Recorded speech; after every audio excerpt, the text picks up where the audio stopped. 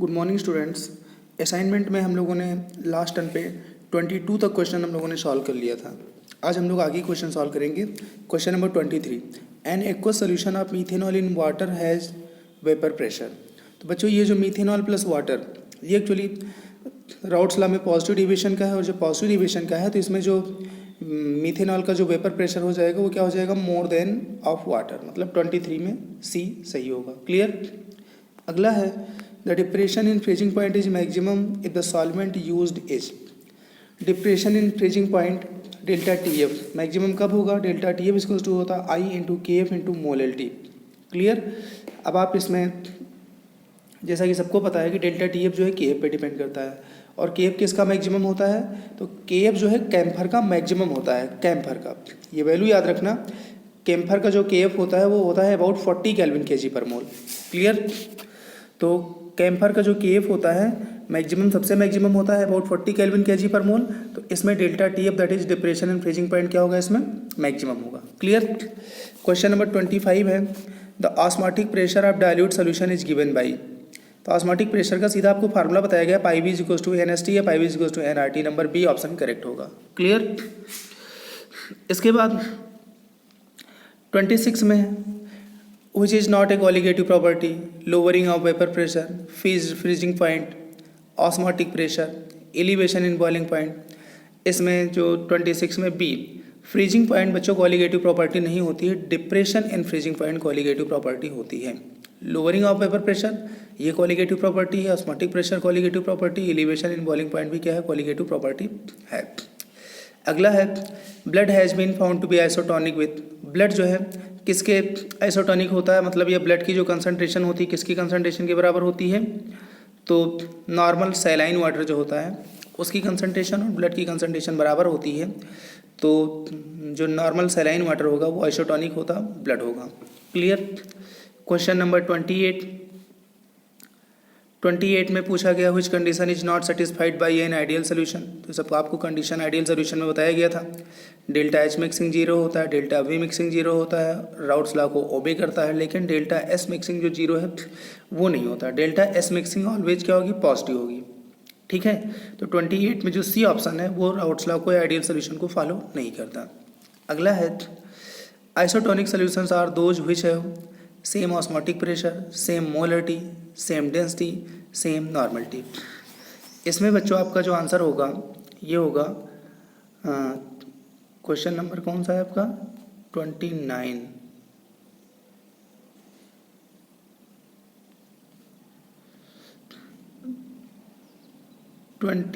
में बच्चों जो होगा आपका, ठीक है, ये मोलरिटी या कंसंट्रेशन सेम होती है तो उनको हम क्या बोलते हैं, आइसोटोनिक सोल्यूशन बोलते हैं। Isotonic solutions means the solutions which have same molarity, और मोलरिटी के साथ साथ अगर टेम्परेचर भी दोनों का सेम है तो उनके ऑस्मोटिक प्रेशर भी बराबर हो जाते हैं।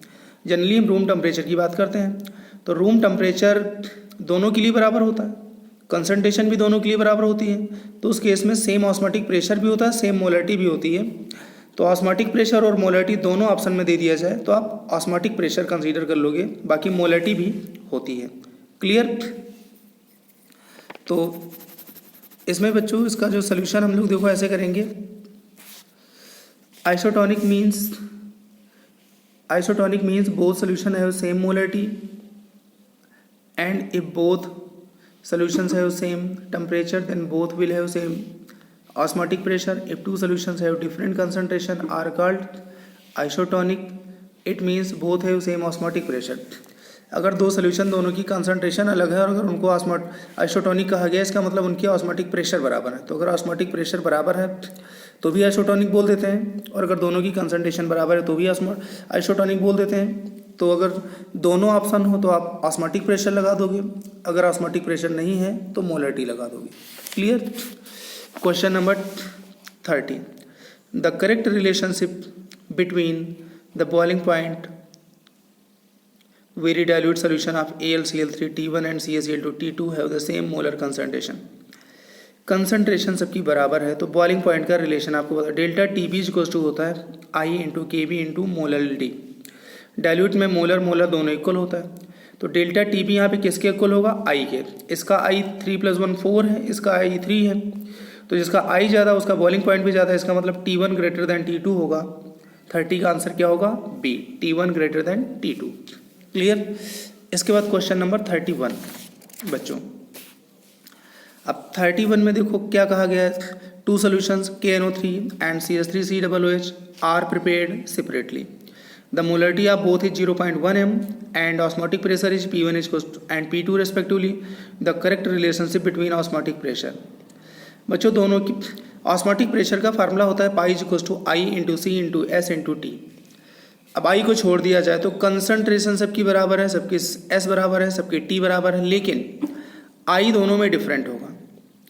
देखा जाए तो ये भी K+ और NO3- में ब्रेक होता है, ये भी Ac8- और H+ आयन में ब्रेक होता है, दोनों में n की वैल्यू 2 लग रही है, लेकिन इसमें n की वैल्यू ज़्यादा होगी, इसमें कम होगी, क्योंकि ये स्ट्रॉन्ग इलेक्ट्रोलाइट है, ज़्यादा डिसोसिएट होगा, ज़्यादा पार्टिकल देगा।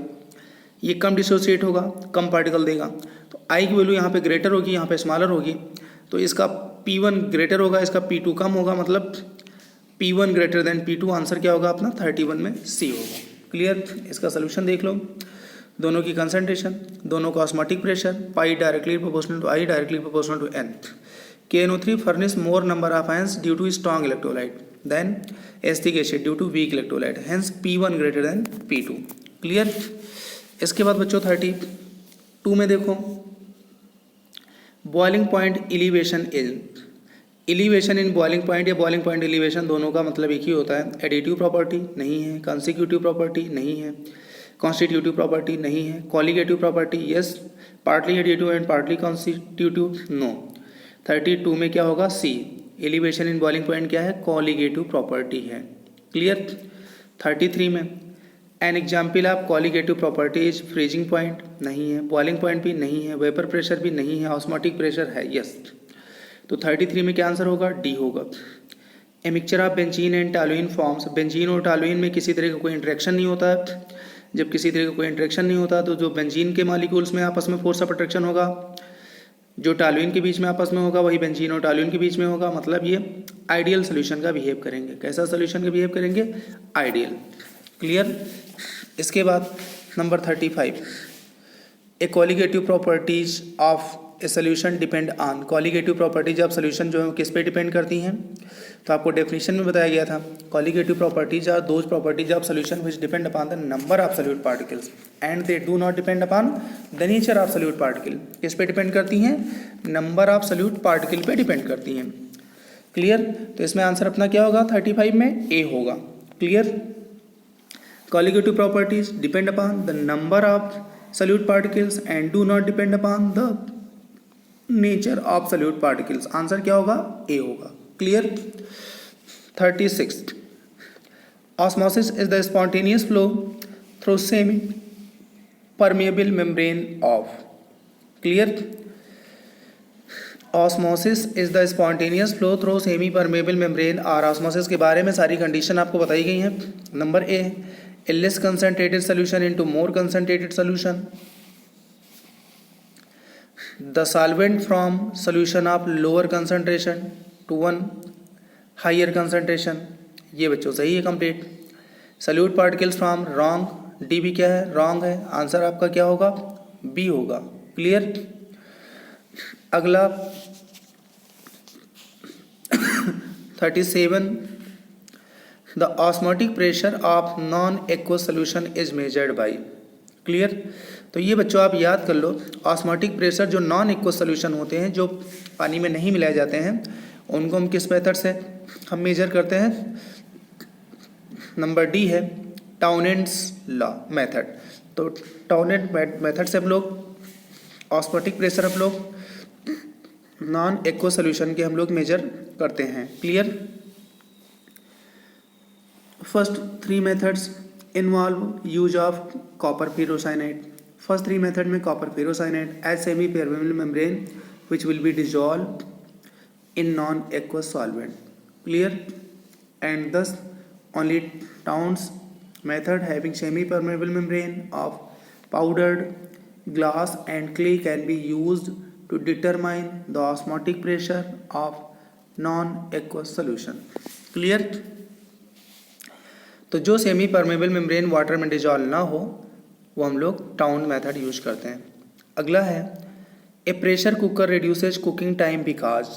Clear, pressure cooker cooking time को कम क्यों कर देता है? Clear. Number A, heat is more eventually distributed, boiling point of water inside the cooker is increased, boiling point बढ़ जाता है। The high pressure tenderized the food, all of this. तो इसका आंसर बच्चों होगा boiling point of water inside the cooker is increase. जब boiling point बढ़ जाता है, देर में पानी बॉयल करेगा तो सफिशिएंट हीट जो है फूड मटेरियल को मिल जाएगी और फूड मटेरियल आसानी से क्या हो जाएगा, कुक हो जाएगा, पक जाएगा। 39 है the osmotic pressure of solution increases if temperature is lowered, wrong. Volume is increase, number of solute particles is increase, none of these. Clear. तो नंबर ऑफ सोल्यूट पार्टिकल्स के बढ़ने से क्या होता है, ऑस्मोटिक प्रेशर बच्चों बढ़ता है। पाई इक्वल्स टू, ये रिलेशन होता है, pi directly proportional to I directly proportional to N, इसलिए ऑप्शन सी होगा। ठीक। 40 में है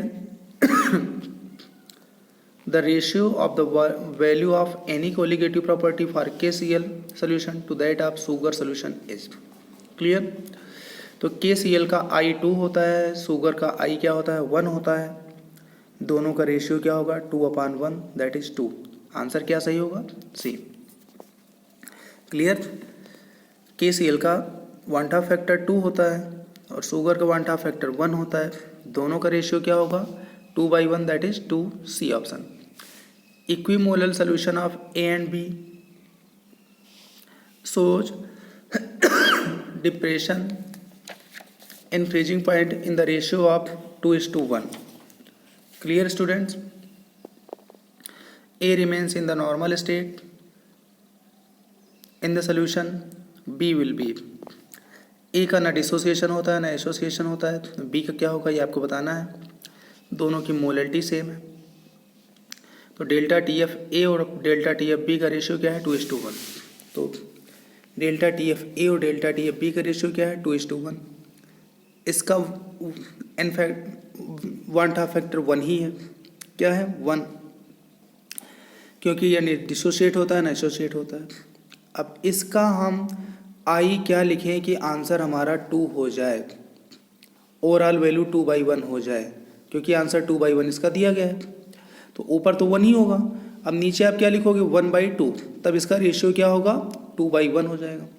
और आई की वैल्यू जब 1 से कम आ जाती है बच्चों, 1/2 आ जाती है, तो मतलब पार्टिकल कम हो गए, मतलब एसोसिएशन हो गया, that is B should associate to the show higher delta T.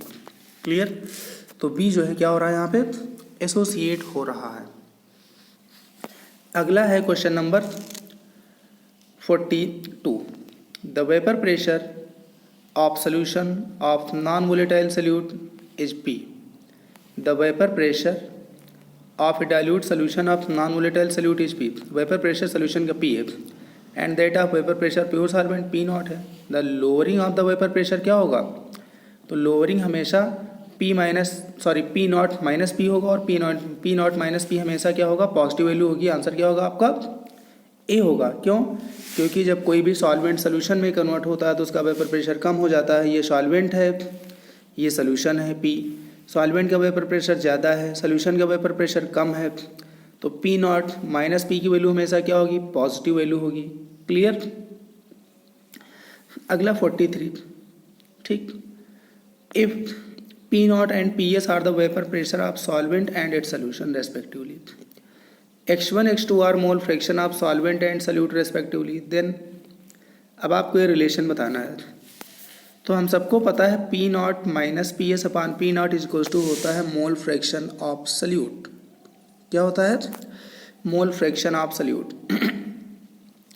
P0 minus PS upon P0 is equals to होता है मोल फ्रैक्शन ऑफ सल्यूट। अब यहाँ पे मोल फ्रैक्शन ऑफ सल्यूट कौन से हैं, x2 हैं, तो हमको रिलेशन में क्या लिखना है, हमको रिलेशन में लिखना है P0 minus PS upon P0 mole fraction of salute that is x2। P0 को जब आप इधर पहुंचा दोगे तो आपका रिलेशन हो जाएगा P0 minus PS is equals to P0 into x2। और ये कौन सा ऑप्शन है 43 में, B है। कौन सा है, B है। क्लियर।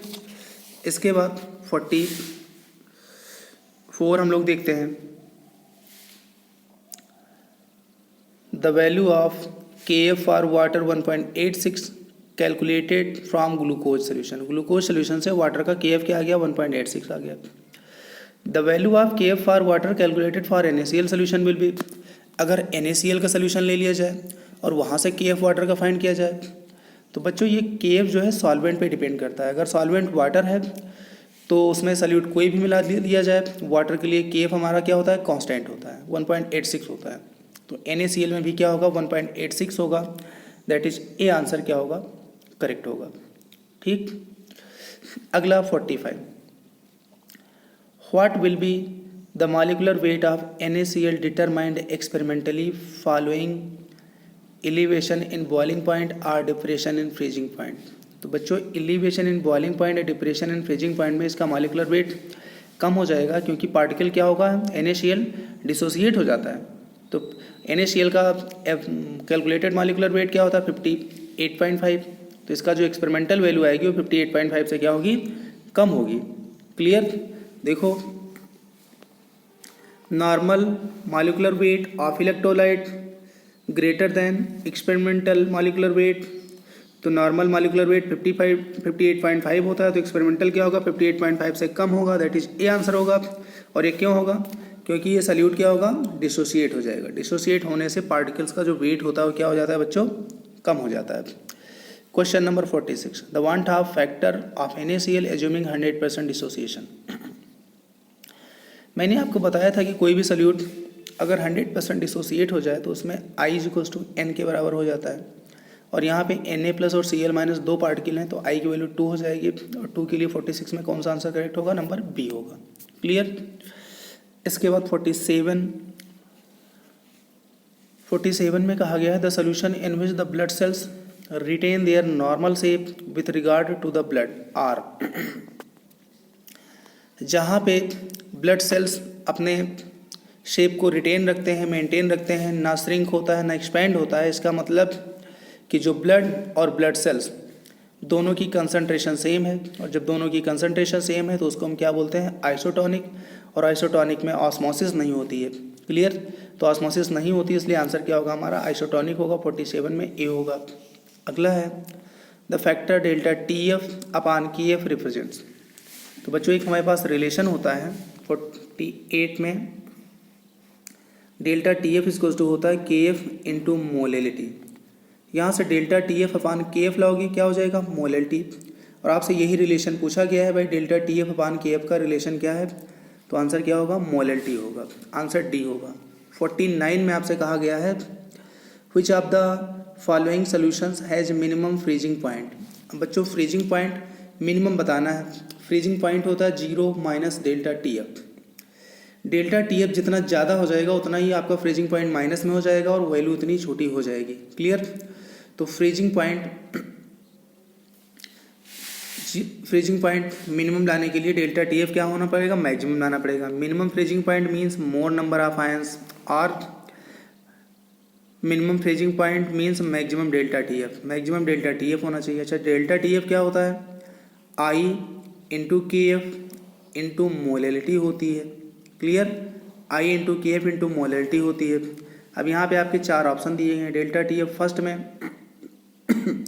फर्स्ट में I की वैल्यू 2 लिखोगे, KF 1.86, मोलेलिटी 0.01 दी गई है तो मोलेलिटी दी गई है, लेकिन डाइल्यूट सोल्यूशन के लिए मोलेलिटी और मोलेलिटी दोनों आपको एक ही लेना है बच्चों। Number B delta TF equals to, number B में इथाइल अल्कोहल के लिए I1 होता है, KF 1.86 है, मोलेलिटी इसमें 0.005 दिया गया है। नंबर सी है delta TF equals to I। Number C में जो आपका दिया गया है सल्यूट वो है MgI2 ब्रेक होगा Mg2 plus 2 iodide minus, total particle 3। तो 3 इंटू 1.86 इंटू 005 पॉइंट। डी में delta TF equals to I MgSO4 Mg plus SO4 double minus, 2 particle मिलते हैं तो 2 इंटू 1.86 इंटू 0.005। ठीक है। अब यहाँ से मिनिमम फ्रीजिंग पॉइंट के लिए मैक्सिमम डेल्टा टी एफ देखना है, तो सबसे ज़्यादा प्रोडक्ट वैल्यू किस में आएगी, नंबर ए में आ जाएगी। तो इसका डेल्टा टी एफ मैक्सिमम होगा और फ्रीजिंग पॉइंट क्या होगा, मिनिमम होगा। क्लियर। अब अगला क्वेश्चन, क्वेश्चन नंबर 50 में बच्चों हैं, which of the following solutions will have the highest boiling point? Which of the following solutions will have the highest boiling point? किसका बॉइलिंग पॉइंट ज़्यादा है? Boiling point delta T B के directly proportional होता है। Delta T B जिसका ज़्यादा होगा उसका बॉइलिंग पॉइंट ज़्यादा होगा। Delta T B equals to होता है i into K B into molality होता है। क्लियर। तो सबके लिए आप वैल्यू आप सॉल्व करो। तो boiling point directly proportional to delta T B, directly proportional to I into K B into molality. Delta T B first case में I one, delta T I K B, ये molality आई K B molality, आई इसका के B molality, आई K B molality. ठीक। अब आप इसमें देखो तो सबसे ज़्यादा डेल्टा टी बी किस में आ रहा है, सी में आ रहा है, मैक्सिमम डेल्टा टी बी आ रहा है। और डेल्टा टी बी मैक्सिमम होगा तो बॉइलिंग पॉइंट भी क्या होगा, मैक्सिमम ही होगा। ठीक है। इसके बाद क्वेश्चन नंबर 50। क्वेश्चन नंबर 50 में जो आपसे पूछा गया है, which of the following solutions will have the highest boiling point? Clear. Sorry 50 हो गया, क्वेश्चन नंबर 51 है। 51 में आपसे पूछा गया है, which of the following solutions has minimum freezing point? Minimum freezing point, फिर इसमें वही आ गया, मिनिमम फ्रीजिंग पॉइंट के लिए डेल्टा टी एफ मैक्सिमम होगा। डेल्टा टी एफ मोलेलिटी सब में सेम है। डेल्टा टी एफ जिसमें आई ज़्यादा होगा उसमें डेल्टा टी एफ ज़्यादा होगा, उसमें फ्रीजिंग पॉइंट मिनिमम होगा। तो 51 में more is delta T F, lesser is freezing point. Delta T F directly proportional to I, K F और मोलेलिटी कांस्टेंट दे दी गई है। NaCl में I2 है, KCl में I2 है, CaCl2 I3 है और यूरिया I1 है। तो I सबसे ज़्यादा किस में है, 3 है। तो इसलिए CaCl2 has maximum delta T F, hence lesser freezing point. Question number 52 में कहा गया था osmotic pressure of equimolar solution of BaCl2। Osmotic pressure सबकी मोलरिटी सेम है। तो pi is equals to I into C into S T. C सबका same है, S T सबका सेम है। पाई किसके डायरेक्टली प्रोपोर्शनल होगा, आई के डायरेक्टली प्रोपोर्शनल होगा। 53 में मैक्सिमम 50 आपका जो है क्वेश्चन है 52। तो 52 ऑस्मोटिक प्रेशर पाई आई सी एस टी कॉन्स्टेंट है। पाई डायरेक्टली प्रोपोर्शनल टू आई है। BaCl2 में I3 है, NaCl I2 है, ग्लूकोज I1 है। तो I3 इसमें है सबसे ज़्यादा ऑस्मोटिक प्रेशर, फिर उससे कम, फिर उससे कम, BaCl2 NaCl ग्लूकोज। आंसर आपका ए करेक्ट होगा। 53 में आपसे पूछा गया है which of the following solutions has the maximum freezing point? Maximum freezing point जिसमें माइनस वैल्यू कम हो, मैक्सिमम फ्रीजिंग पॉइंट हो। माइनस वैल्यू कम कब होगी, जब डेल्टा टी एफ क्या होगा, कम होगा। क्लियर। तो डेल्टा टी एफ आप इसको कम देखना है। तो maximum freezing point that is minimum delta T F, that is minimum I. 1 molar NaCl I2 है, 1 मोलर KCl I2 है, 1 मोलर CaCl2 I3 है, 1 मोलर यूरिया I क्या है, 1 है। सबसे कम आई कहाँ है, यूरिया में। तो इसलिए आपका आंसर क्या होगा, डी। हेंस डी है मैक्सिमम फ्रीजिंग पॉइंट। 54 में आपसे पूछा गया है the osmotic pressure of 5% weight by volume solution of cane sugar. ठीक है। तो 5% वेट बाई वॉल्यूम का मतलब क्या होता है, 5 gram sugar present in 100 ml solution. 5 gram sugar present in 100 ml solution. तो आप इसमें सबकी वैल्यू आप पुट कर दोगे। हमारा रिलेशन होता है pi V equals to W/m/ST। Pi volume 100 ml को लीटर में कन्वर्ट कर लोगे। W वेट 5 ग्राम है, मॉलिकुलर वेट 342 होता है। सोल्यूशन कांस्टेंट ये है। टेम्परेचर 423 केल्विन आ गया। 273 150 डिग्री सेंटीग्रेड में ऐड कर दिया, 423 केल्विन आ गया। यहाँ से पाई आप सॉल्व करोगे तो कितना आंसर आ जाएगा, 5.078 एटमॉस्फेयर आ जाएगा। इसके बाद बच्चों अगला क्वेश्चन नंबर 55 है। 55 में आपसे कहा गया है the freezing point of 0.05 molal solution of non electrolyte in water is. Freezing point पूछा गया है। फ्रीजिंग पॉइंट के लिए सबसे पहले डेल्टा टी एफ फाइंड करते हैं। डेल्टा टी एफ क्या होता है? आई इंटू के एफ इंटू मोलैलिटी। क्लियर? तो डेल्टा टी एफ आप फाइंड कर लोगे। के एफ इंटू मोलैलिटी, आई 1 है क्योंकि नॉन इलेक्ट्रोलाइट है, के एफ की वैल्यू मोलैलिटी है, ये डेल्टा टी एफ आ गया। फ्रीजिंग पॉइंट क्या होता है? 0 माइनस डेल्टा टी एफ होता है, 0 माइनस डेल्टा टी एफ ये आ गया। सॉल्व कर लिया माइनस में, आंसर आ गया माइनस 0.93 डिग्री सेंटीग्रेड, जो कि आपका कौन सा ऑप्शन है? सी आंसर है। क्लियर? तो बच्चों इतने सारे क्वेश्चंस हो गए सोल्यूशन। एक बार इन क्वेश्चंस को आप लोग खुद प्रैक्टिस करो। जब तक आप खुद प्रैक्टिस नहीं करोगे, जब तक फिर आ नहीं पाएंगे क्वेश्चंस। तो क्वेश्चंस और प्रैक्टिस तभी करोगे जब आपको फार्मूले पूरे याद हों। तो आप पूरे फार्मूले A to Z सभी लर्न कर लो, तब आपके क्वेश्चन हो पाएंगे। ठीक है? और इसके आगे क्वेश्चन हम लोग अपने नेक्स्ट वीडियो लेक्चर में पढ़ेंगे। Thank you, very good.